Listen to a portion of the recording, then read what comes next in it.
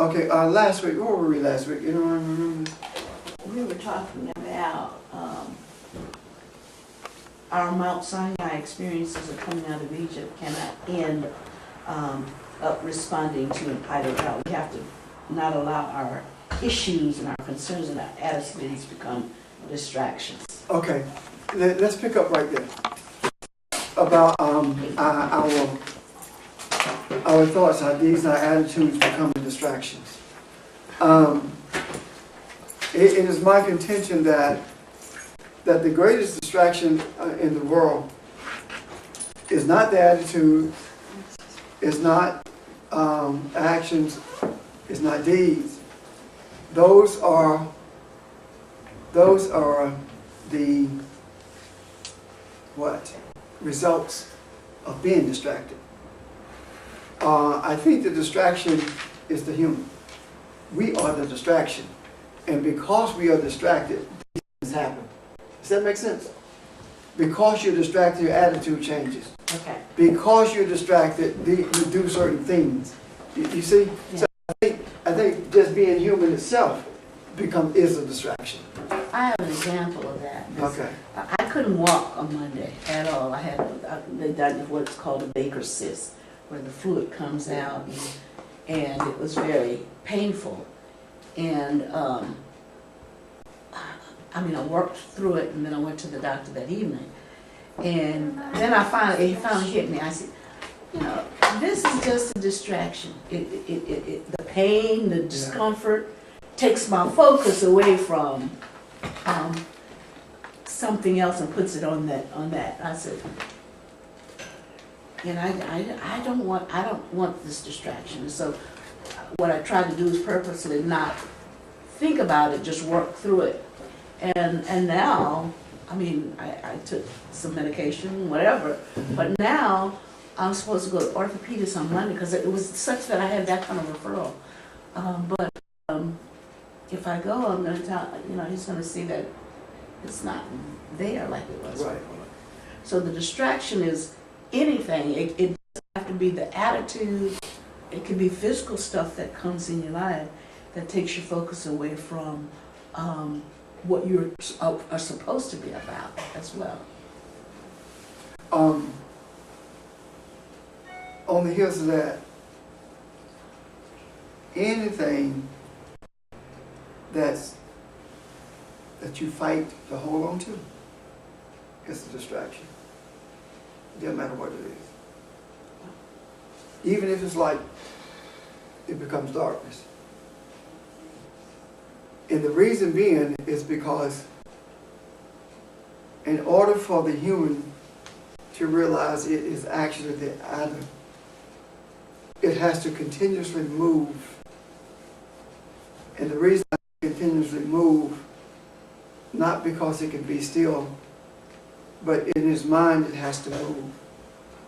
Because light is always moving. Stability,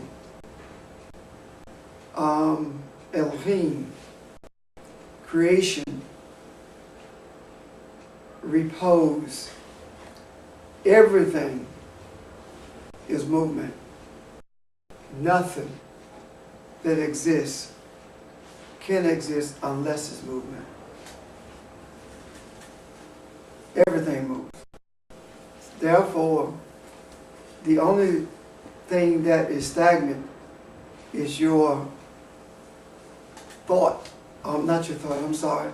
It is your belief that something is stagnant. And simply because you believe it, it doesn't mean it's stagnant.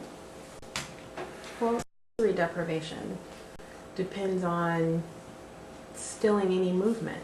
You actually can't see anything if there's no movement. Right. Physically. And of course, if it's physical, it's definitely what? A reflection of A reflection spiritual was in concept. the other world. Mm-hmm. There is. On the heels of what you just said, are there not people who are at the stage where that wouldn't even bother them because they don't live for the external anyway? Their world is not the external? Yes. Maybe not a lot of people, but...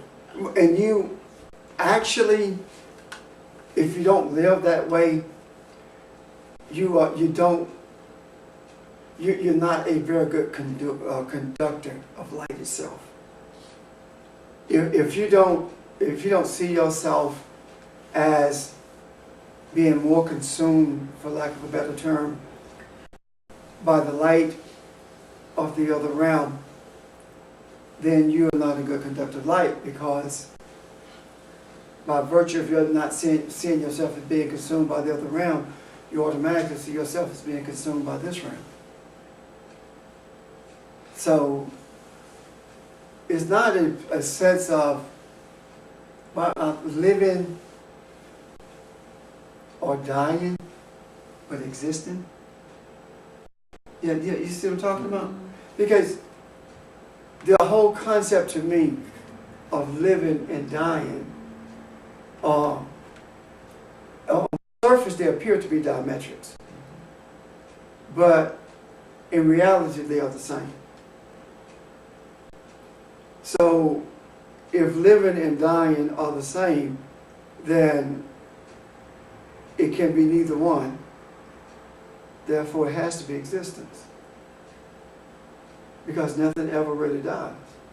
And nothing ever really lives without dying. So, all of it is the same. Do you understand what I'm saying? Because And it's opposed to what you just said about movement, which continues, because if our perception is that dying is an ending and a lack and a stopping of movement, it really isn't. right, We just think it is, but it really isn't. it's a continuation Yeah. of existence. The one who is afraid of death, or one who does not embrace death, never lives. And the one who does not embrace life is already dead. Does that make sense? Say it again, Pastor. The one who does not embrace death Okay. does not live. And the one who does not embrace life is already dead.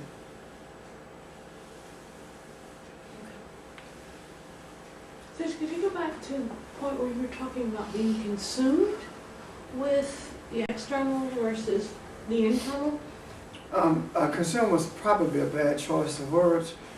Probably overwhelmed by or inundated by would be better than consumed.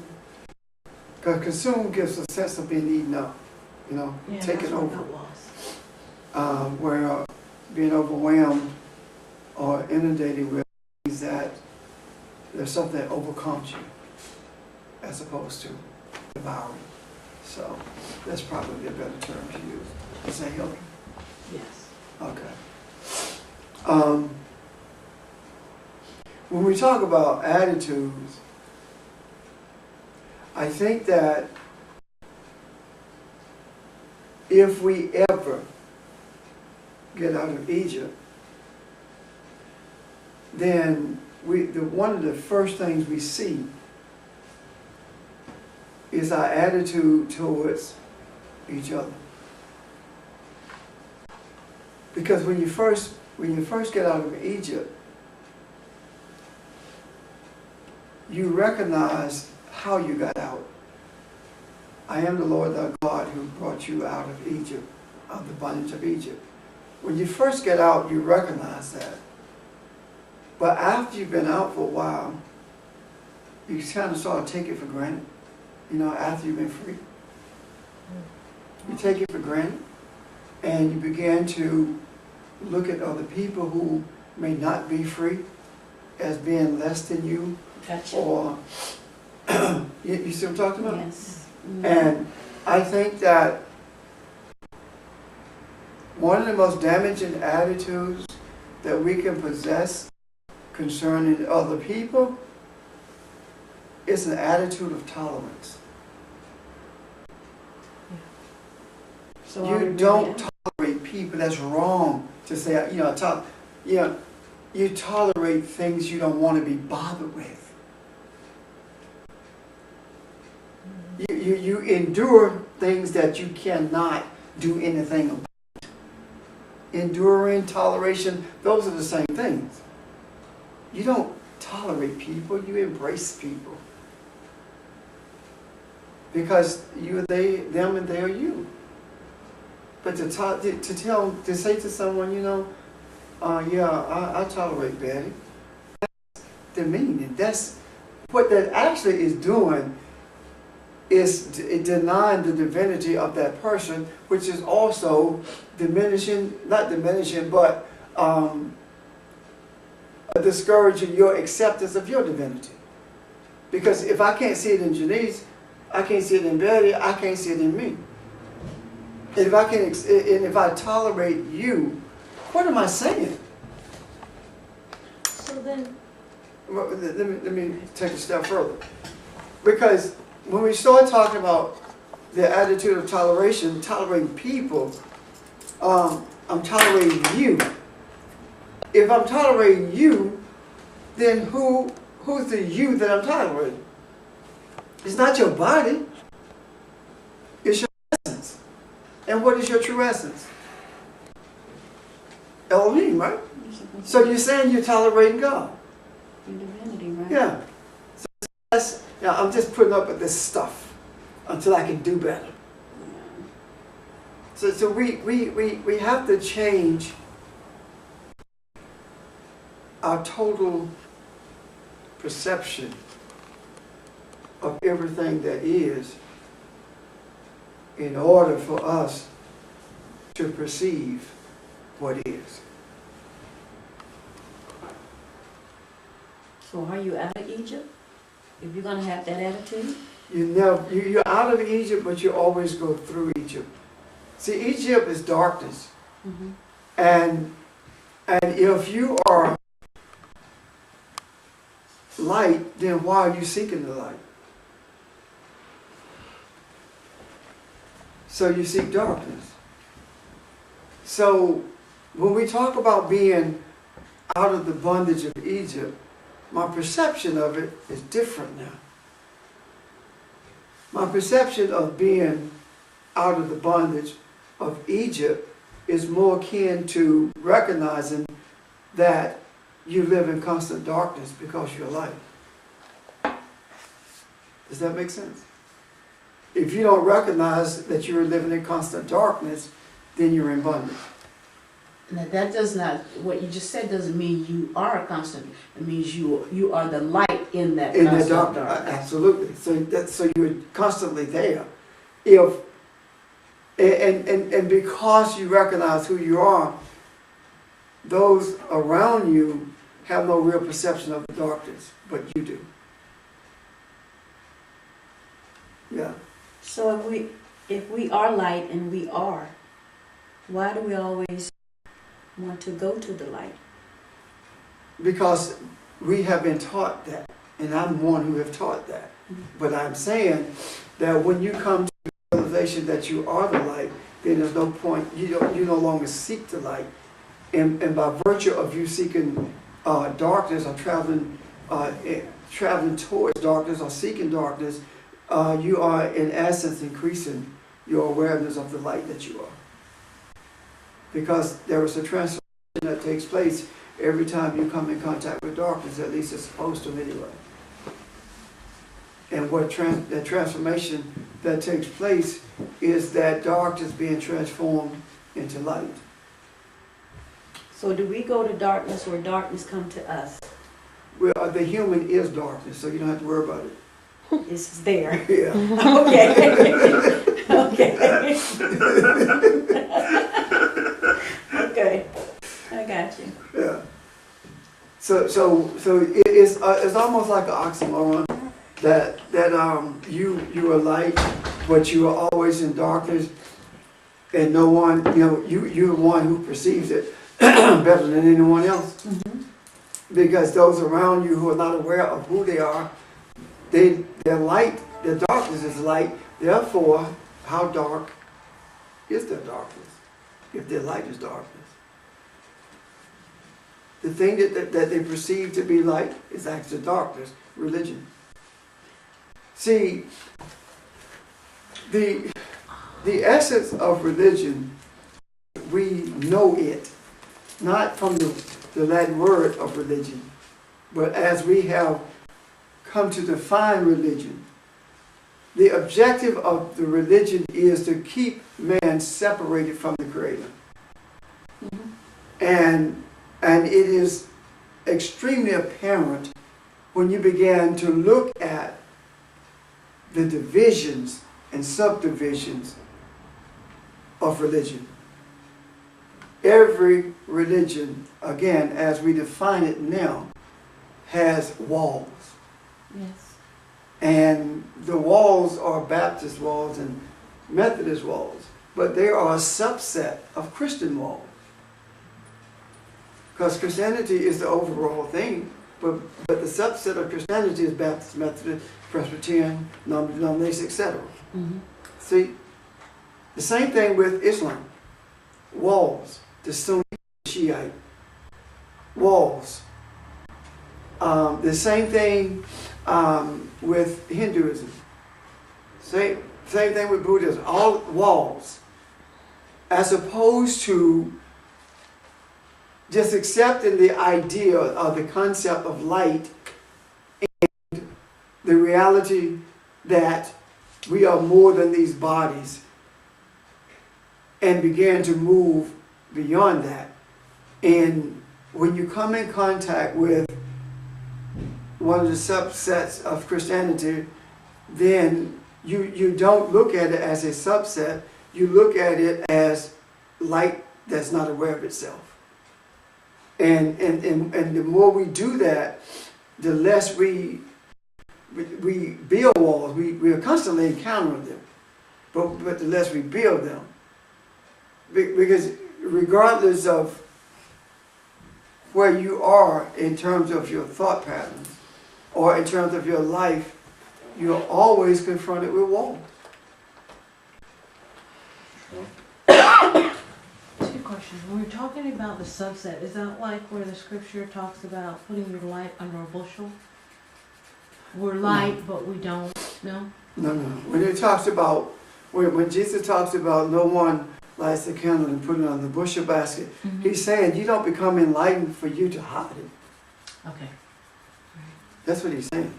And see, when the light is in a room, the light does not determine who's going to benefit from it. Everyone who comes in contact with that light benefits from it by virtue of being able to see. Right? So, we don't have a right to determine who's going to benefit, not from so much what we know, because we know very little, but who's going to benefit from the light that is projected through us. We don't have a right to determine that. Okay. What I'm saying in essence is, if someone calls you or seeks you out for advice, help, or whatever, it doesn't matter how they treated you in the past. It is not you don't have the right to make the decision that they are not worthy of the light that you are. Does that make sense? Yes. You can't do that. And if someone calls you, or if someone goes off on you at 3 o'clock in the afternoon, and then 5 minutes after 3 they come to you because they're going through some troubles, you need to deal with that. Now, if you think that you are light and no darkness, then I need to ask you,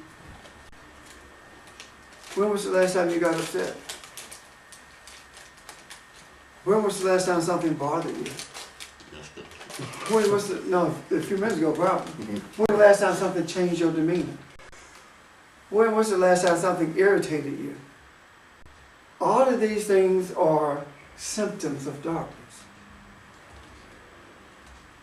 So we do not get to the place where we don't encounter it. It happens. But the question is how you respond to it. That's the question. What does the word endure mean then? In scripture it says, in Corinthians, I should say, it says endure. When we were talking, Endure. yes. Endure hardness. It says So that would endure be like- hardness. Love bears all, believes all, endures. Huh? Then are we talking about enduring the darkness, our experience of the? It's talking about you dealing with whatever comes to you. Okay. It's not, if you look at the word endure, it lends itself not so much to, as it was translated as endure or tolerate, Right. it's talking about perseverance. Okay, so that endure is talking about perseverance, not Pushing through. toleration. Yeah. Stuff. Working through. Yes. Okay. That See, makes sense. if you say that love puts up with hate, and this is just a loose example, of course, then what you're saying that love does not transform, it just, And that's not Okay. right. you see? Yes. Love transforms it. So when we talk about these irritants and all these other things that we come face to face with, when I raised the question, I said it's not that you don't see it, it's how you respond to it. And the response to it has to be one of transformation. You know what though, Pastor? Well, Sometimes I get on my own nerves. Yes. well, even when Matt gets on your nerves, you get on your own nerves. Really? Yeah. Well, But because, think about it this way: if you say that Matt is getting on your nerves, it's because you made a choice, right? uh-huh. So you get on your own nerve. You chose that. Okay. I don't know what you're talking So So irritants in our lives are opportunities to transform darkness to light by how we respond yes, to them. yes, and our response becomes the determining factor in the destiny that we choose. Say that again? Our response to these irritants becomes a determining factor in the destiny that we've chosen. Everything that you choose to do, say, or express has an effect on the destiny that you choose. If you say if your destiny is to become the essence, as much of the essence of light as possible, then everything, the way you respond to the things that are distasteful in your life determines how long it takes you to get to that destiny, or whether you will get there at all. If your destiny is where you arrive, right? It's where you are headed, right? Mm-hmm. Then wherever you are, you're always, that's where you're supposed to be. It doesn't matter where you are. Because you chose to be there. Right? Yeah. So what you've done, So if I've made my bed rough, that's because I did it myself. yeah. You did it, you it's because you did it yourself. It's not because someone did it to you. And because regardless of what someone, or we perceive someone has done to us, it is our response to it that makes it of non-effect, real or unreal, darkness or light. It's all in how we respond to it. It's whether or not you rub your head, you raise your hand. I don't know my head. You got a fresh haircut. I see that. Okay. You must got an interview. Not at this time. All right, Or shine a your shoes. date. We love you, Sheldon. I know. And so the decisions that we make determine destiny. And see, destiny is not a stopping place. destiny is continuous. You understand what I mean? See, if we listen at religion, religion ends. The world will come to an end. Yeah. Everything has an end. Religion does not talk about beginnings. It simply talks about ends. You're going to heaven, and that's going to be the end of it. You know? Ends. You're going to hell, and that's going to be the end of it. Ends. Why is it that seemingly everyone else can see destiny as a moving target of a continuous journey, except those of us who think with a Western mind? I was reading about the Dogon religion in Mali. And as I was reading what they believe, it dawned on me that if I were to take that passage from that book and read it to anyone who is familiar with the scriptures, be it the scriptures of Christianity, Islam, or Buddhism, if I were to read that, they would have no problem with it. Because it talks about the one who created all. It talks about all having a beginning but no end. It talks about the hell in the earth and the peacefulness of the other life. You see, all of these things are there. And the more I read it, the more I began to see that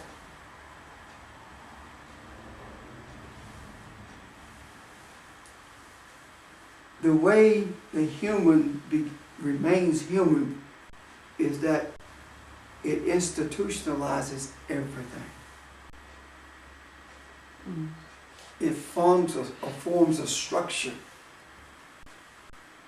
for everything, as opposed to allowing it to structure itself. So then we lose sight of the fact that the Creator is, was, and always will be, and we're made in the image. But we don't want to be is, oh, you know, we are made in that image, and so the question is, we never go back to say, well, if I'm in that image, then I'm like that, like the Creator, and I shall always be as well. So it is a continuous journey. We never reflect on that. Because the only way you can be is that you be saved. Be saved. I mean, that is it, isn't it? Saved from what? I don't know. Self. Saved from the sin. That's the of true the world. So that's the true meaning of being delivered from. But we don't usually think of being saved. We think of saved as, okay, I I'm made in now. it. I'm in the club now. Yeah, I made it. Yeah. And there are rewards for me because I'm in the club. And the more when I talk about structure, I'm not talking about things should be just, willy-nilly. That's not what I'm talking about. Because what we are doing is structured, but we don't structure it, it structures us. When religion structures things, it put walls around it, doesn't it? Yeah, because I'm thinking with the structure, I'm thinking it's an attempt to not change or an attempt to avoid not knowing. That's what I look at it as. Say that again, Sheldon. I look at structure as an attempt to not change, which is also an attempt to not deal with unknowing. Yeah. So it's an attempt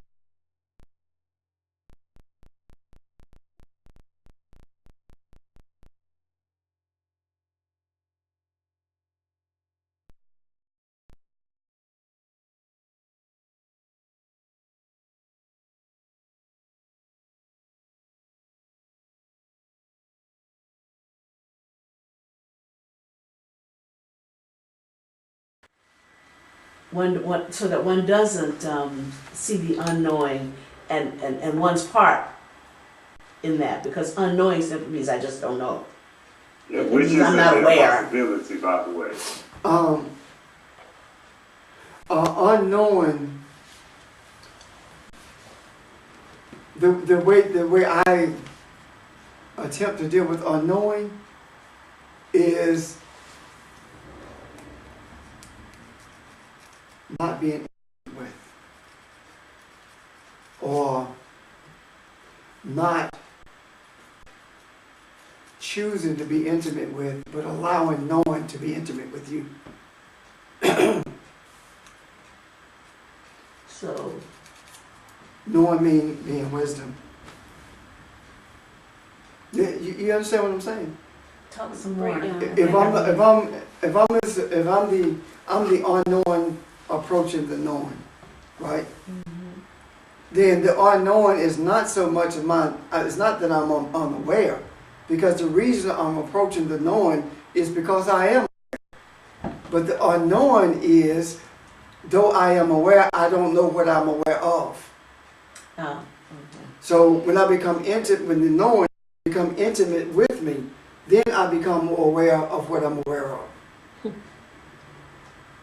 Yeah. So it's as if you get to the point where you say, I know everything. As soon as you say, I know everything, you can learn no more. So that goes along when we talk about structures. Structures don't have to, well, clearly don't have to be material. It can be an idea of your thought or your view of something. And because this is your thought, this is your view on something, and this is what you want to hold on, there's nothing else that there can be. And you have decided that. I.e. racism, i.e. sexism, Yep. i.e. Ethnocentrism, i.e. whatever. Essentially, you know more, at least the same, but you know more than the all-knowing one. If you, that's what you're trying to do when you put up a structure, which I'm saying, that's why I said in the terms and the way that we're talking about, that's an impossibility. So you're just fooling yourself. It's an exercise that is not possible. So you don't know what's in the box. Mm-hmm. And you really don't know that.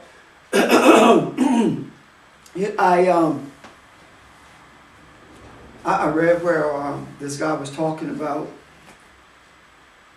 how surreptitiously division was instituted so that spiritual journeys became religious experiences.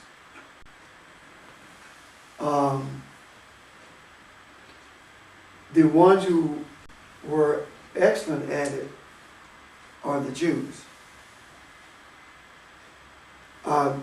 They made Judaism a religious experience as opposed to the spiritual journey that was embarked upon by Jesus and others, even Moses and Abraham. And the way they did it is by talking about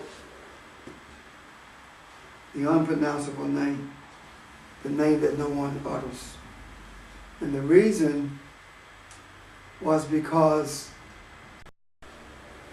the name has power, and the priests were the ones who reserved the right to the name in order to keep everyone else under control.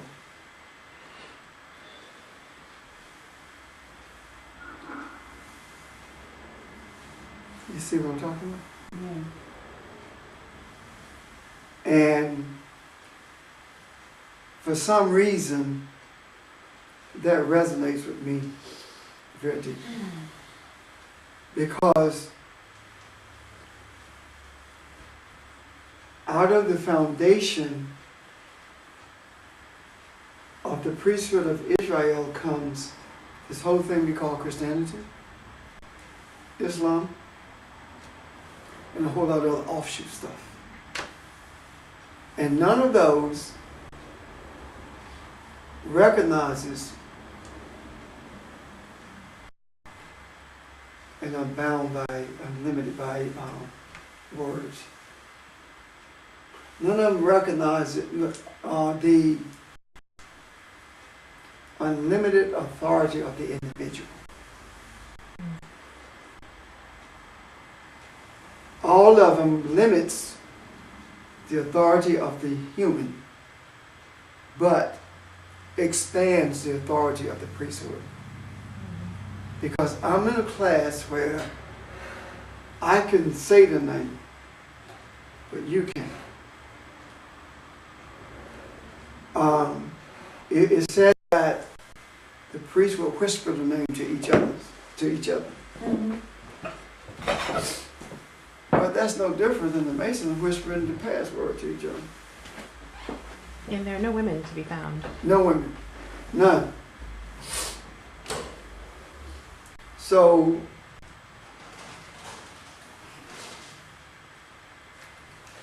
the whole concept of someone having access to the power of the name while at the same time convincing others that they don't have that access. And they do it on the basis of, at least it was done then, on the basis of the biological birthright. When the actual birthright for having access to the name is the birth that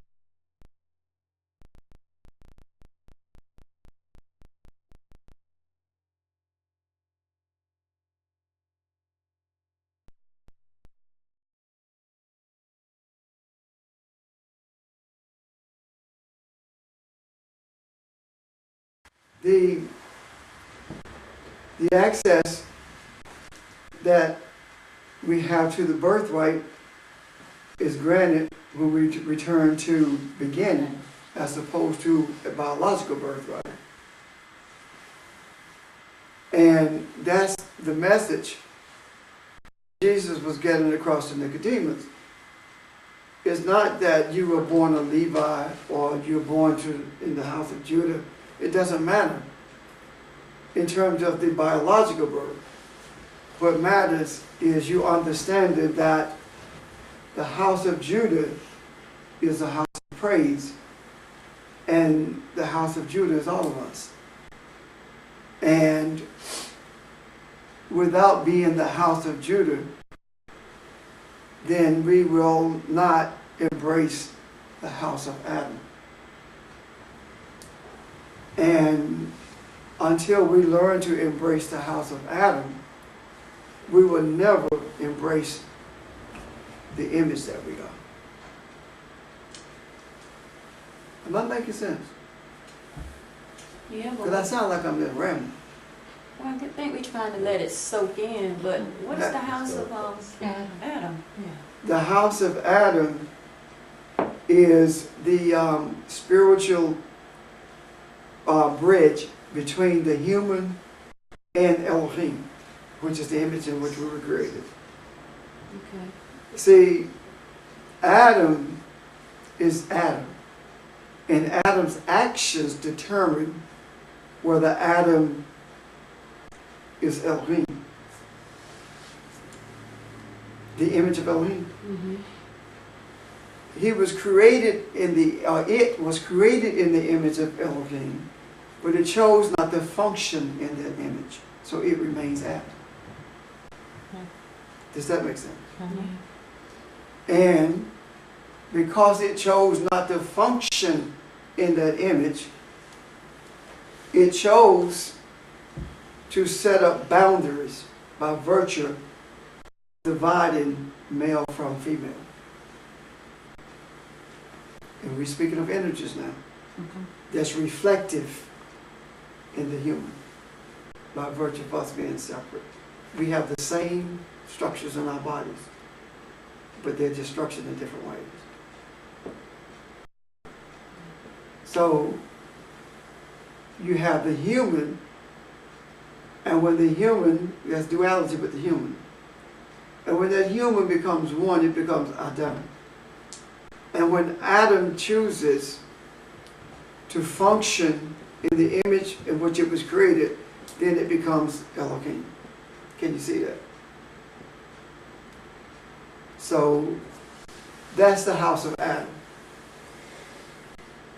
And when I speak of house, I'm talking about Bet, because out of the letter Bet is a house, but out of that letter, or out of that house flows everything that is. I'm not, it's hard. It's hard for me to, I don't want to look at it as the house as a structure. I'm trying to look at house as what you're talking about. Okay. And, It's hard to wrap your mind around. It is. Okay. Yes, sir. Can you see Aleph, Aleph, the first letter, Yes. and Bet, the second one, like it's backwards C? Mm-hmm. That's Father.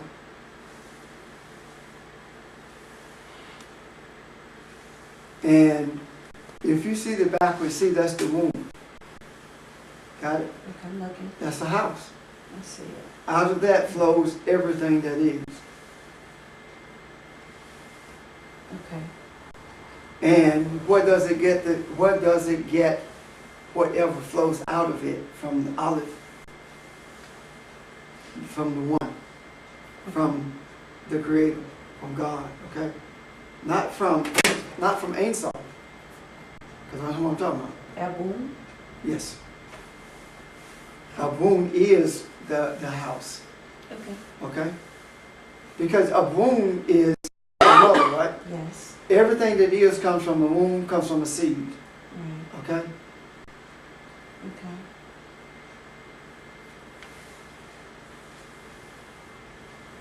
So when we talk about the house of someone, if I say the house of Evelyn, I'm not just talking about you. Right.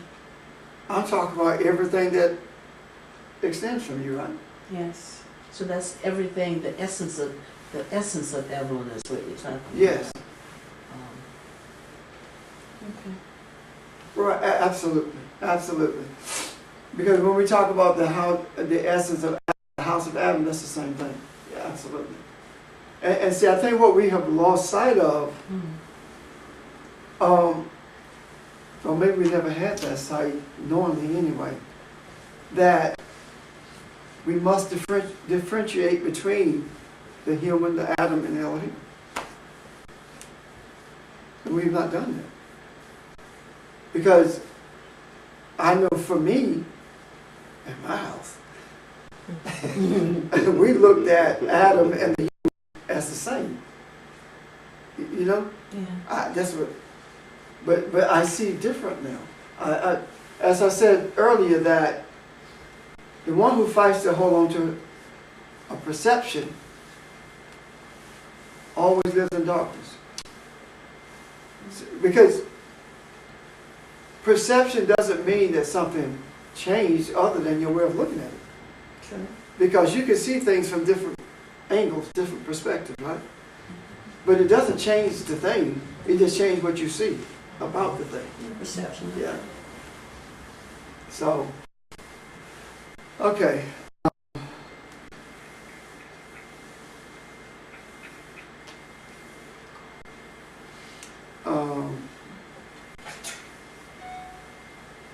Transformation.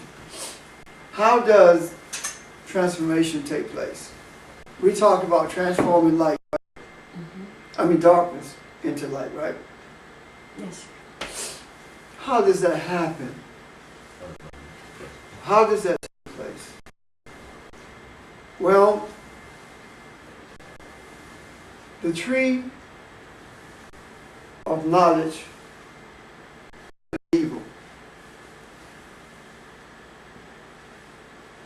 Good is light. Evil is darkness.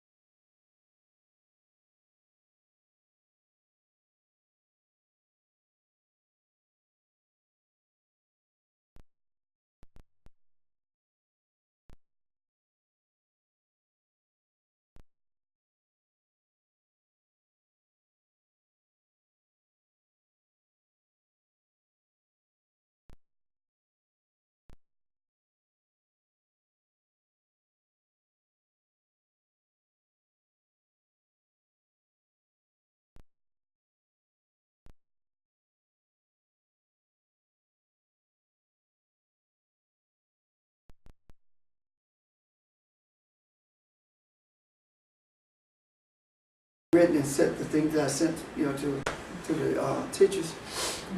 And I saw these patterns. Have you seen the patterns that are on the taxes in India? All those different, you know, they look like squiggly lines, but they're actually patterns. Those are the kind of patterns I saw, but void of the colors. It was simply dark lines, and I could see the pattern very clearly. And as long as my eyes were open, I could see it. And the moment I blinked, it was gone. And I kept doing it for a moment. And I said, well, probably something going on in my head. You know how your brain plays tricks. I don't know what I'm thinking. So I laid down and I closed my eyes and I saw them. I saw the lines again. And when I turned, I saw them. They were there the whole my eyes were closed. And a couple of days later, because I didn't know what it was, so I do what I do. I just take forget it. You know, if I'm supposed to, I know. So a couple of days later, it dawned on me. You have learned the lesson. And the lesson is, it is impossible to focus on what's real with your eyes open. You can only focus on what's real with the eye. With the eye, The eye open. not with the eye.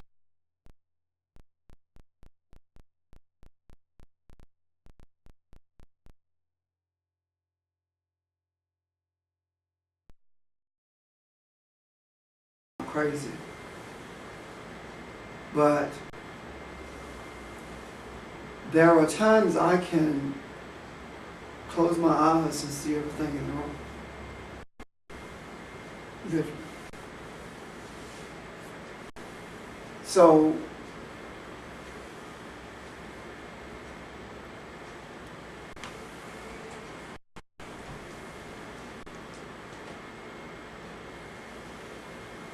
we are in the midst not of an upheaval, but of a profound transformation. And a type of transformation that the world has not experienced. And that transformation is not just going to be visible to those who are quote unquote seeking light or recognize the other light. Okay? That transformation is going to be seen by everyone. What's wrong with Can you say that again? I was saying something. The transformation is not just going to be seen by those who are seeking the light. That's what I say. Thank you. I heard what you said. I'm not sure what I was saying. I was That's just all saying. I know what I was But anyway, the transformation that we are in the midst of is a transformation that begins with death.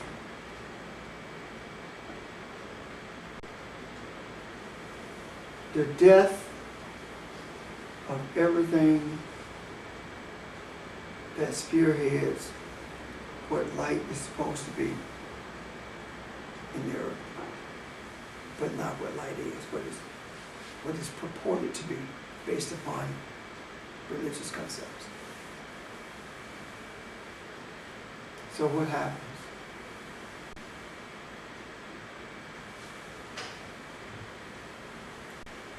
Every religion on the face of the earth is experiencing death.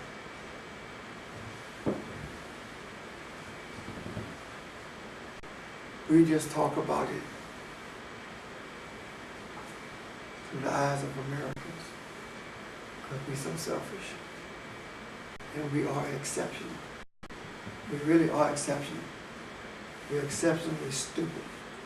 I like what you did. I We'd agree. already- I'm sorry. Oh, no, I just said I agree. I thought religion had already died and we're Amen. just seeing Not you. okay. So we're in the midst of that transformation, and it begins with the death of that which is purported to be light or true. Is that what you said? That's exactly what I'm saying. It's all of our old ideas of what, all of our old constructs that we've, I died. Yeah. Cool thoughts. Mm. So just, is that death like putting the, Ananias and Sapphira, the concepts of Ananias and Sapphira to death? Is that what, when you were talking about death? They I know. died because of deception. I guess it can be pretty much the same, but for different reasons. Okay, because you started out earlier by saying that death and life are pretty much the same.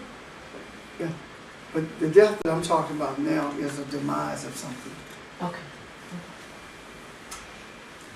It's becoming powerless. It's losing its influence. And that's every religion on earth. Then Can you say that, or can we say that that's been going on for a while? That the dying part? yeah, dying always, yeah. And that dying begins at birth.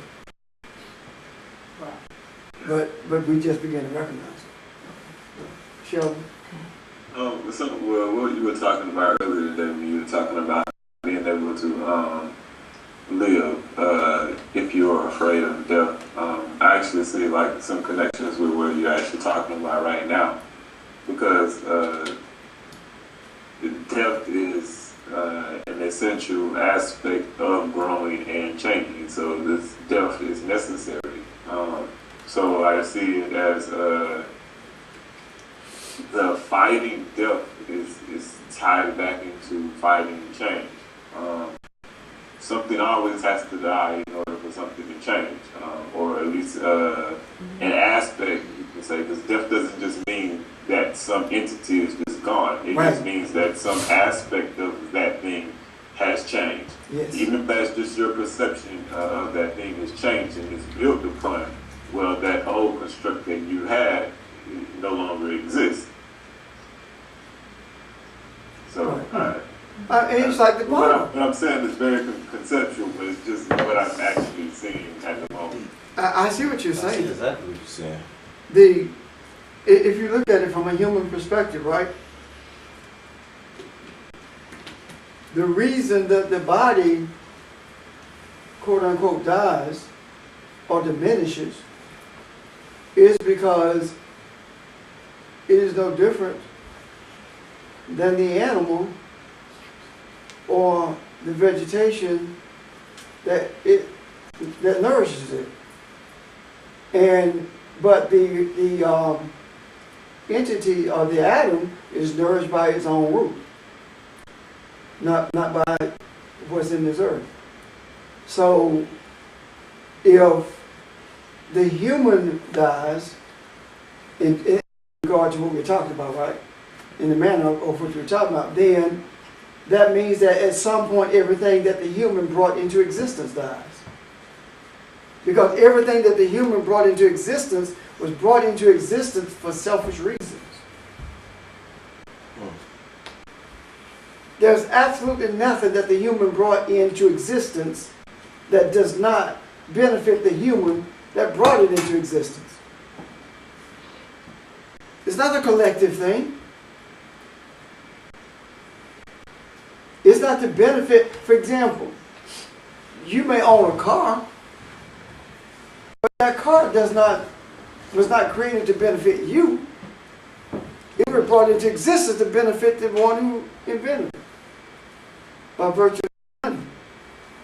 You see? So everything the human brings into existence benefits the human. So the demise of it is necessary in order for the light to be seen by all, or all to realize that it is the light. Why would you say the automobile was not invented to Benefit? me, so to speak, the body? It wasn't. Okay, I know he didn't do this. Henry Ford did not invent the first vehicle. All right. But we're just in But general. that's just due to him. Okay. When Henry Ford began producing vehicles, it was to make him rich. It Well, wasn't his for you. intent was, That's what I'm talking about. Okay, I don't care okay. about. I don't care about you. right. That car that you bought, Mhm. you also bought it for selfish reasons.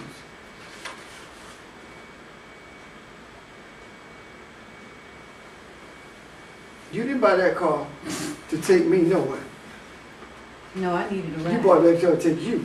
But Yeah. not only that, you could have bought something much cheaper to do the same thing. But you chose not to.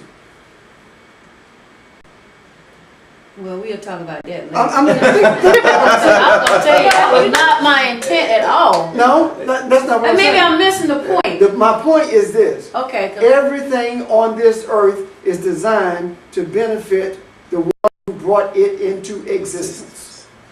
Understand. 'cause I, Everything. Okay. Now, it does not matter what the residuals are. Because the residuals are always there. It doesn't matter. okay. Right now, they are devising ways to dam up water around the world.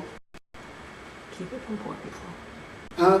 Keep it from poor people, most likely. Yes, that's exactly what it is. Because they are buying up water rights in South America right now. Monsanto, oil companies, etc. They're buying up water rights. Now, when you drink that water, it's going to benefit you, but it was not dammed up to benefit you.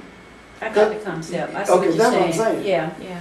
I was gonna say I don't know that I'm on board with like 100%, but I feel like that is the nature of our world. It is. You know. It But at the is. same time, like I think there are people who have what selfless intentions, you know, altruistic intentions, but that's not the nature of this world. You know, that's not normal. So let's say you have an altruistic intention and you write code, right? And now Google buys it from you. So your altruistic intention all of a sudden changed. And there's some people who won't sell. I Yeah. mean, you know, It's like what you there are said. exceptions, but Yeah. it's not the rule. It's not the rule. Right. So the issue then is, why does anything surprise us then if this is the nature of this realm? Right. We don't know. Yeah, this Yeah. is, we don't know. It shouldn't be. I mean, why does inhumanity Yeah. surprise us if it's the very nature of this darkness? You know what I'm saying? Because we have convinced ourselves that it's not the nature of the It's dark. that perceptual It's thing. that perception. Yeah. So we've deluded ourselves into believing our own Right. constructs of what light is. I mean, think about it. The very ones who says that God is love enslaved you Yeah. and justified it. Because you're not God. Yeah. I mean, think about I it. You am. know what I'm saying? So there are all kinds of antics that we perform to make it look like everything is for everyone else. And as you said, there are exceptions to every rule. But for the most part, it's all about selfishness. And if it were not exceptions to the rule, then the world wouldn't exist. Because there has to be light somewhere. One, where you save the city. So it has to be light someplace. It has to be. I read 1 Corinthians 15, I think it's verse 20. And it talked about Christ being raised from the dead. When I read that a few weeks ago, I think it's when a lot of what I began to see, what I see shifted. If Christ was raised from the dead, then that means Christ had to be dead.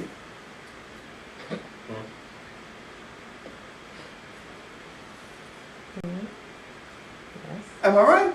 Yes. Mhm. Very logical. Mhm. Logical conclusions, yeah. But So what does that mean? That Christ could die? No. What does what mean? You little blaspheming child, you. What? Let me read exactly the scripture, okay? And then I'm gonna tell you, hopefully we're gonna talk about what it means. Because that was something that really caught my attention when I read it. And I was not even looking for it, well, that's how most things are. You aren't looking for it when you read it. Okay, where am I?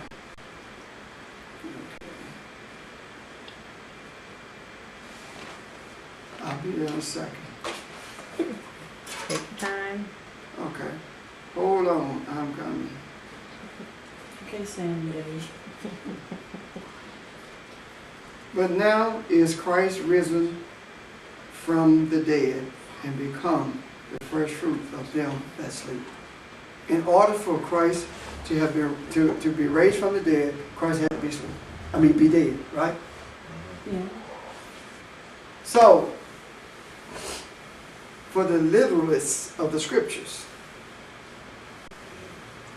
if you translate that exactly, I mean, if you teach that exactly the way it's written, then you have to explain how did Christ die.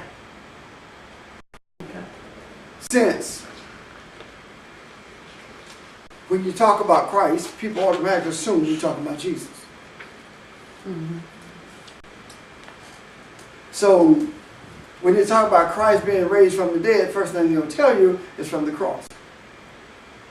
right. But that's not what it's talking about. Because the word risen talks about to be aroused, to be awakened. As in shaking somebody who was asleep. It gives the same sense of the trance that Adam was in when he went to sleep. So, it means that the messianic consciousness, or what that mean about the Messiah, is the ability to do. Well, Lord Jesus Christ is what I usually go back to. The Christ part is that part that the ultimate meaning is provides all that is needed. Yeah, right. Provides all to the knowledge and Yeah. awareness that I not only are that I know don't you have the fact. Yeah, one to interpret.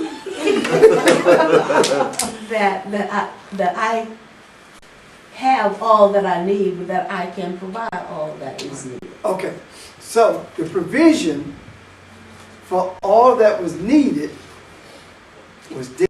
He was asleep. And it is being awakened now in you. So you have the ability, or you have access to, you have the ability to provide everything that's needed by mankind. Once that's awakened in you. That's what the scripture's talking about. Which relates to the first fruit of the dead then. Yeah. The dead meaning those who do not have that awareness. Right. Right. So what you do, what makes you the first fruit, is that you're the one who nourishes those who needs to be awakened by virtue of providing for them whatever they need in order for them to see. Got it? So if the awakening would took place then, what's happening now?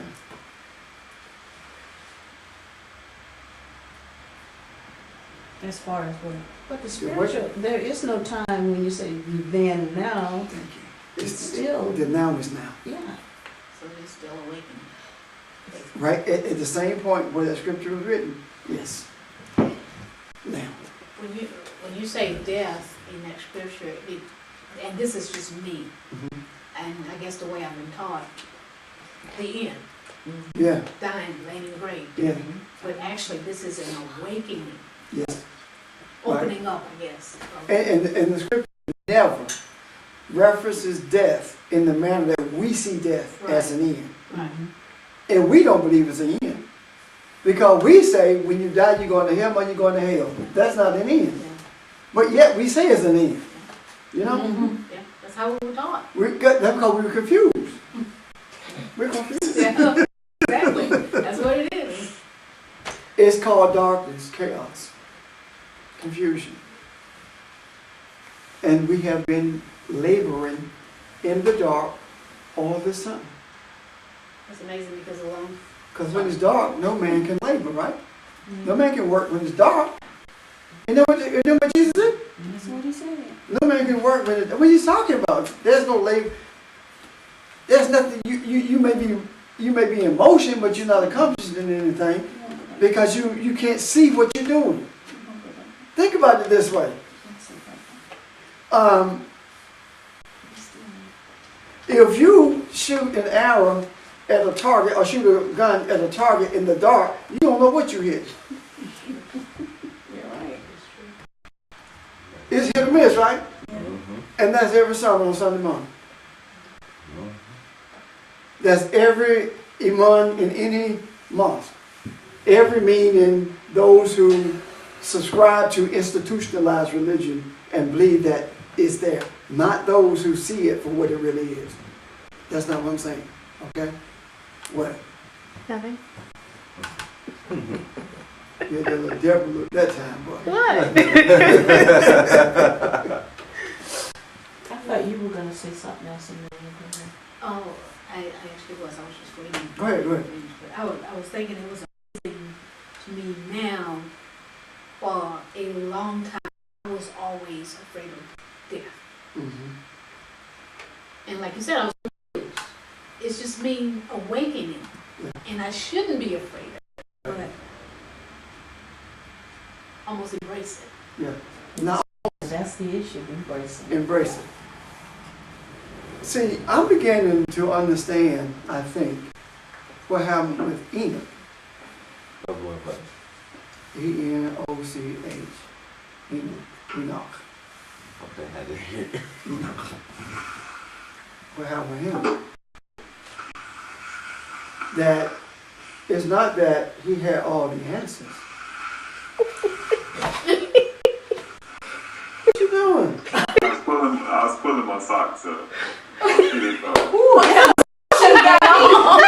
Put some lotion on. You can grease your leg.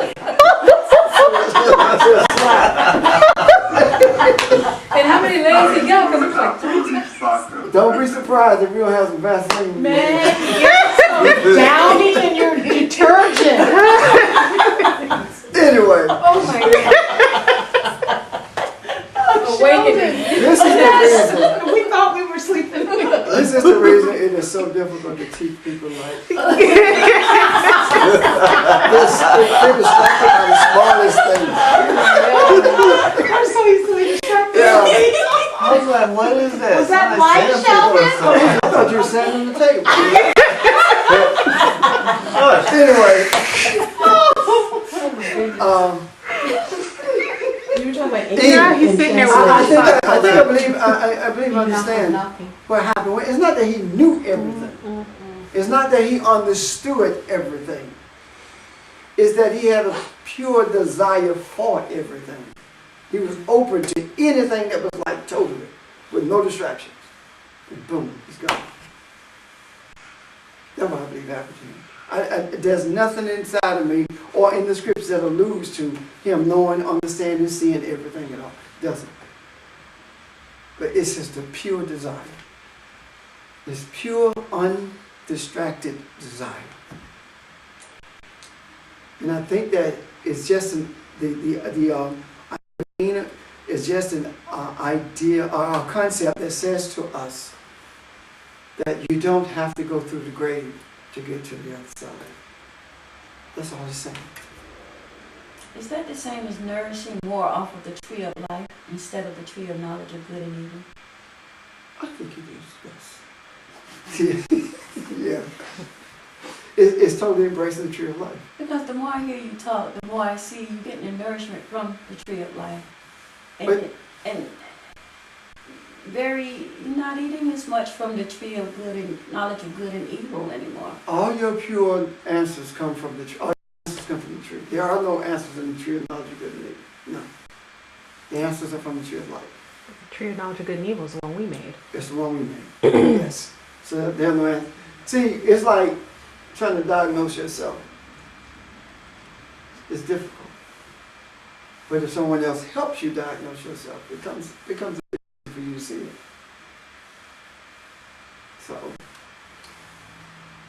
So anyway,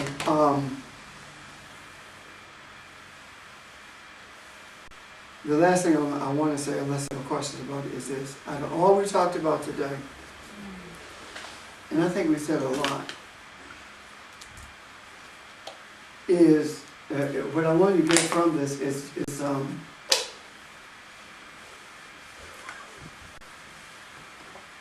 there are things that we have opportunity to experience that Jesus was not aware of. In a lot of circles, that's blasphemous.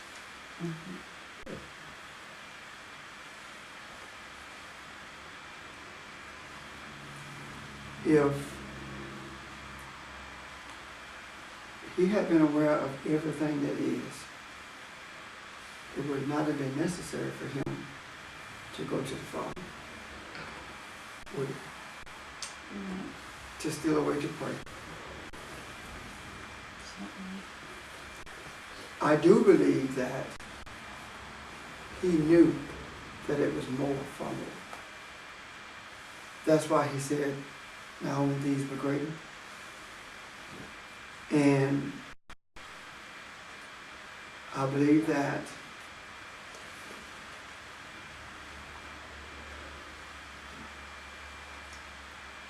Jesus struggled with darkness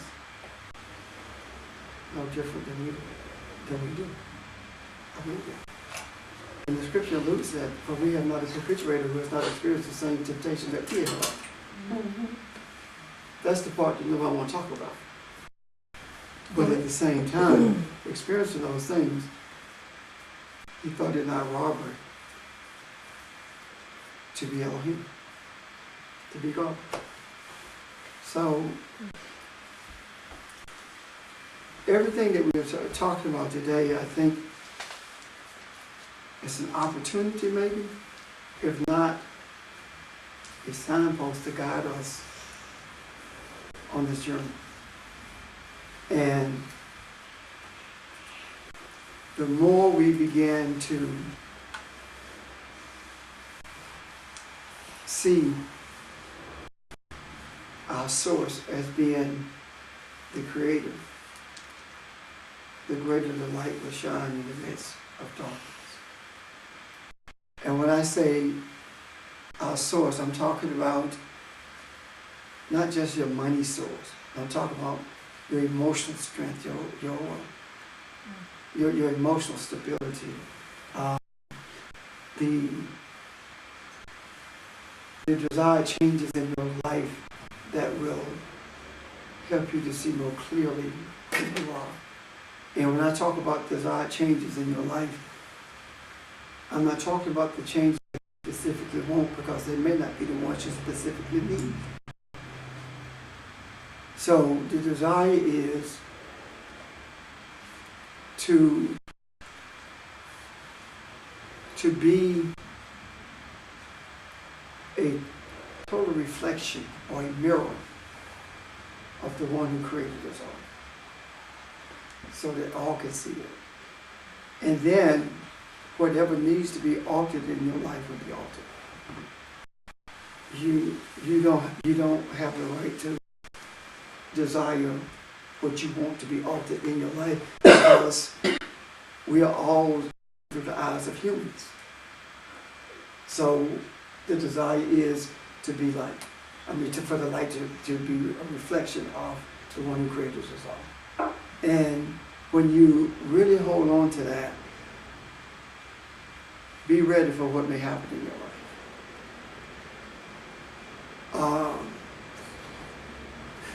The other thing is,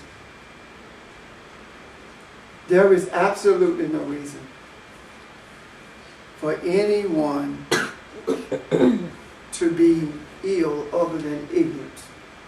We suffer illness because of our ignorance to how to deal with it. Does that make sense? Did I talk about the people with cancer have 100% of people with cancer have issues with their nerve endings? Issues with what? Nerve endings.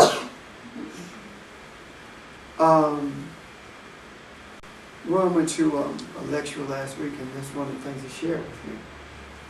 And what made him do that, the week before, I had talked about how cells are confused, and that's what cancer is, and that's what causes deformities in the body, whether it's cancer or the symptom. Anyway, so that's what caught his attention when the man said this about, the doctor said this about nerve endings.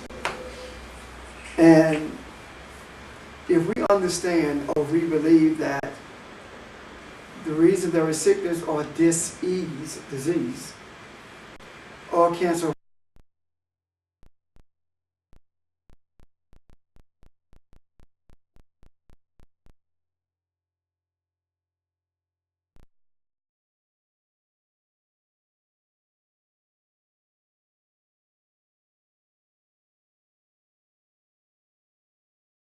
cells confused. So if that's the case, then all he was saying is this, that when the energy flow in the body is disrupted, it ends up or results in sickness or disease or some kind of deformity. Is that, was your hand up, Sheldon? Okay, because let me say this and then I'll come back to you, okay? So so then what we need to focus on maybe is balancing the flow of energy in our bodies as opposed to, oh God, my head hurts, let's find out why. What is it that's disrupting? What's going on with the smooth muscles in the vessel? What's happening? Why is there a shortage? What's short-circuited the flow of energy? And I'll get into some more in a minute. Go ahead, Sheldon, unless Sheldon does it. I'm not sure. I'm not sure over here what you were talking about. But also, I'm tying cancer into death and cells and who we are. So the person that we are today physically is totally different from the person we were 10 years ago. All of these cells, even though they look the same, we look like the same image, etc., that in itself is a construct because all of these are new cells that make us up. So physically, you are an entirely different new person. Okay, we were talking about, so death is a natural process that continues to happen, and of course, everything is just a micro. It's just the micro of the everything. We are the micro of the macro, but at the same time, we are the everything at the same time. And so what cancer is, and the way that he was just explaining as well, is when something does not die as it should, to move on to along this destiny. That's what cancer is. Fighting perception. So, Fighting to change perception. Fighting to hold on to his perception. yes. That's all I wanted to say. I just wanted to tie all of that in. That makes sense. Concept. So every disease is that, though? Yes. Finding the Yes. perception, moving along, okay? So if we can repair maybe the dendrites or the nerve endings, if we can actually,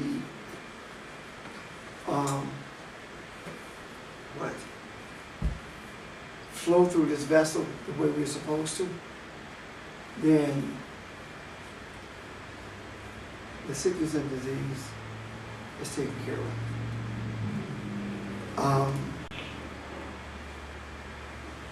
I believe that even if you don't know how to do that, the more you trust who you are, the less time you spend ill.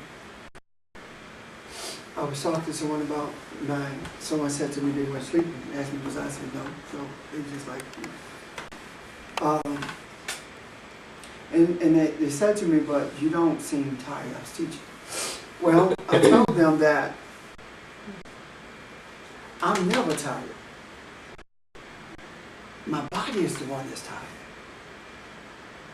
And when I'm teaching,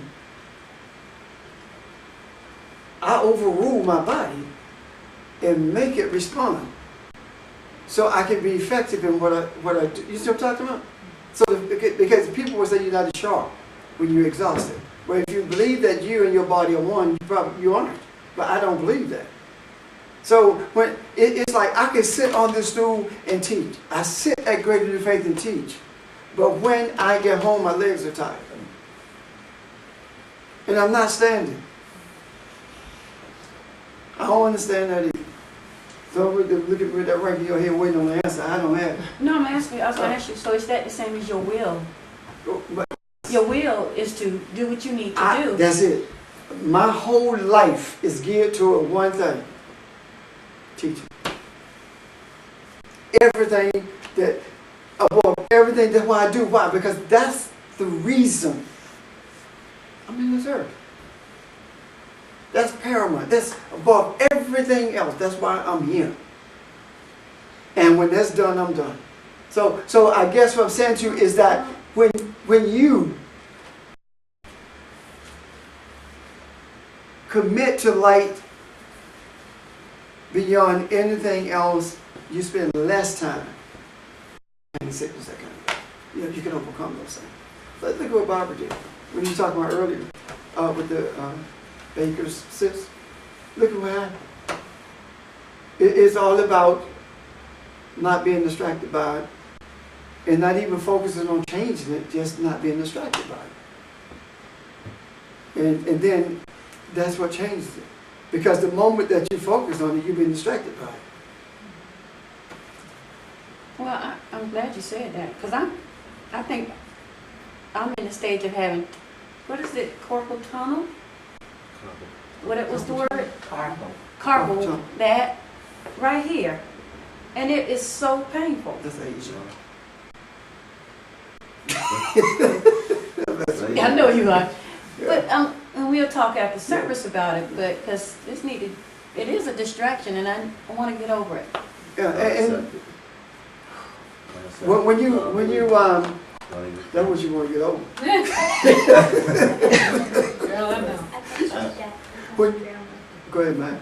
I wanted to share something about myself. Of course, what you're saying, fighting distractions. I think Ramel had asked me how was my so-called situation, how I've been dealing with my situation, and how good things been going. And thank God that's been going excellent. And not able to drive, well, yeah. But she asked me what have I done different. I said I don't accept it. I don't believe it. I don't even anybody who even speak about it. Okay, that's what you say, but that's not what I say. I don't want to hear. Okay. And I totally just dismiss it all together as soon as I hear it. And I try to stay away from it. And now I'm back to God. So I guess I equated that to what you were saying about fighting or. And that's fine, Matt, as long as you don't include in that equation changing someone else's. Right. You can't do it. You can't change someone else's will. Right. Example.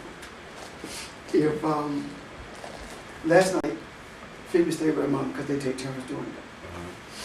If I had said, okay, Lord, I don't want her to go.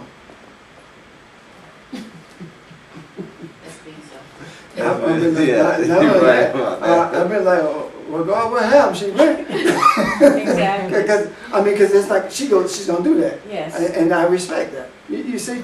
Because, I mean, that's, regardless of how angry I may get, or what, or how strong I want to interfere with, it's not gonna happen unless she chooses. You cannot overpower anyone's will. If the Creator doesn't do it, you sure as heck can do it. Right. And we have no right to try. Guess what? The moment we do that, we are making an attempt to force that person to be our creation. Because we're trying to force that person to do what we wanted to do at that moment. I said it years ago, and I said it again. If you manipulate a female into being intimate with you, you raped her spiritually.